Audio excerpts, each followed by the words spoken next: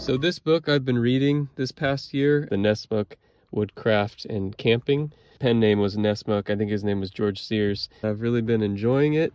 And one section in particular got me thinking, what would a modern Nessmuk kit look like? You can see he has a double bit hatchet, folding knife with 2 blades, and then a Nessmuk style knife. I currently don't have a Nessmuk style knife. In my own outdoor practices, these are the things that I would carry.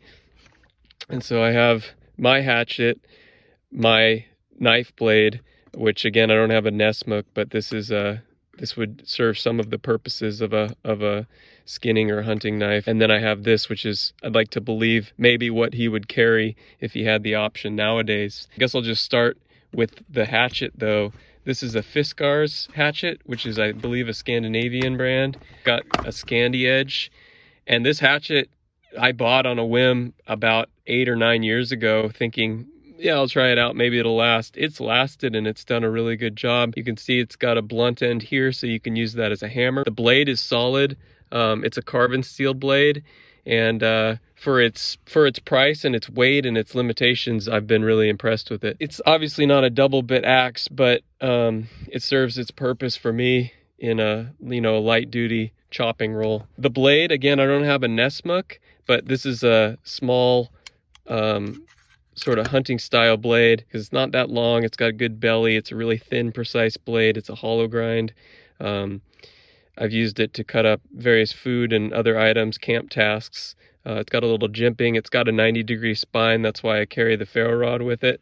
I'm going to exchange this rubber band for probably like a hair tie or something that's stronger. But that keeps fire on the sheath. I know back in this time period, I don't even think ferro rods were invented, but I have to think that if they were, he probably would have carried one with him, since fire is such a crucial aspect of being in the outdoors. So this is light enough and it kind of pairs nicely with my hatchet. Now I have chopping, I have cutting, and I have fire. And the third item, which replaces his folding knife, is a Leatherman.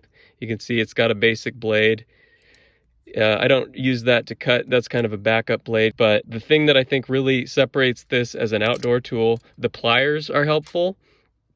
I've used the pliers to hold a fish hook and then bait the hook before, or for slippery bait like worms or anything that you want to put onto the hook, you can actually pinch the bait with that and then kind of hook in to it. I've done that before. Again, this is light enough that I think it absolutely adds some value and utility. But the thing I really like about having a Leatherman is that this one has a file. I've used this to touch up the edge on my hatchet. It's not so great for touching up the edge of my knife because that's a lot more delicate, but this is also helpful because if you're cooking anything in the fire, you can use it to lift up, the edge of a hot pot or lid.